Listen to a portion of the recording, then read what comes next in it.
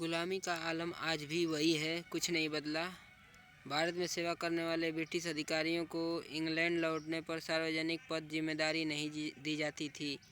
तर्क यह था कि उन्होंने एक गुलाम राष्ट्र पर शासन किया है, जिसकी वजह से उसके दृष्टिकोण और व्यवहार में फ़र्क आ गया होगा। अगर उनको यहाँ ऐसी जिम्मेदारी दी जाए तो वह आज़ाद ब्रिटिश नागरिकों के साथ भी उसी तरह से ही व्यवहार करेंगे। इस बात को समझने के लिए नीचे दिया गया वाक्य जरूर पढ़ें।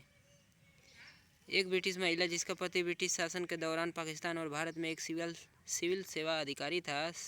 महिला ने अपने जीवन के कई साल भारत के विभिन्न हिस्सों में बिताए। अपनी वापसी पर उन्होंने अपने संस्मरणों पर आधारित एक सुंदर पुस्तक लिखी।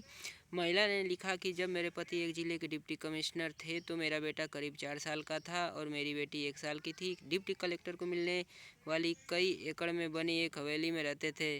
सैकड़ों लोग डीसी के घर और परिवार की सेवा में लगे रहते थे। हर दिन पार्टियां होती थीं। जिले के बड़े जमींदार हमें अपने शिकार कार्यक्रमों में आमंत्रित करने में गर्व महसूस करते थे और हम जिसके पास जाते थे वह इसे सम्मान मानता था। हमारी शान और शौकत ऐसी थी कि ब्रिटेन में महारानी और शाही परिवार भी मुश्किल से मिलती होगी।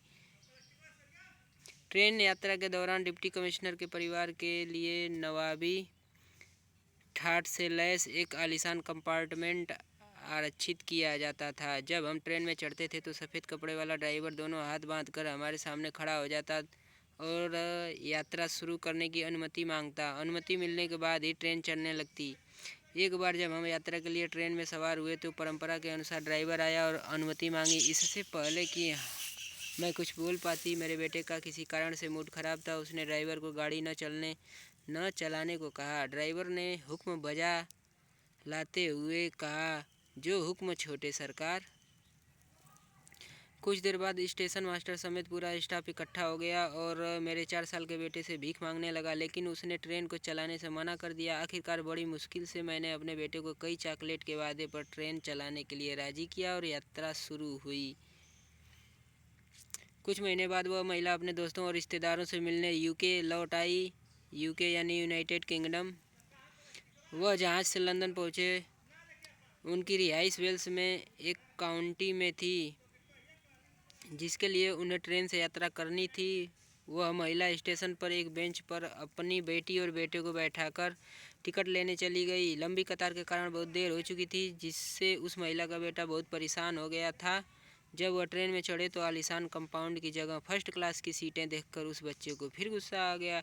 ट्रेन ने समय पर यात्रा शुरू की तो वह बच्चा लगातार चीखने चिल्लाने लगा। वह जोर से कह रहा था, यह कैसा उल्लू का पट्टा ड्राइवर है, उसने हमारी अनुमति के बिना ट्रेन चलाना शुरू कर दी। मैं पापा को बोलकर इस जूते लगवा लूँगा।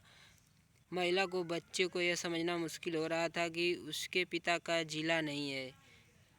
यह एक स्वतंत्र देश है। यहाँ डिप्टी कमिश्नर जैसा तीसरे दर्जे का सरकारी अफसर तो क्या, प्रधानमंत्री और राजा को भी यह अख्तियार नहीं है कि वह लोगों को अपने अहंकार को संतुष्ट करने के लिए अपमानित कर सके। आज भले ही हमने अंग्रेज़ों को खदेड़ दिया है, लेकिन हमने गुलामी को अभी तक देश बदर नहीं किया। आज भी कई अधिकारी, एसपी, मंत्री, सलाहकार और राजनेता अपने अहंकार को संतुष्ट करने के लिए आम लोगों को घंटों सड़कों पर परेशान करते हैं। प्रोटोकॉल आम जनता की सुविधा के लिए होना चाहिए, ना कि उनके लिए परेशानी का कारण। प्रोटोकॉल आम जनता की सुविधा के लिए होना चाहिए, ना कि उनके लिए परेशानी का कारण।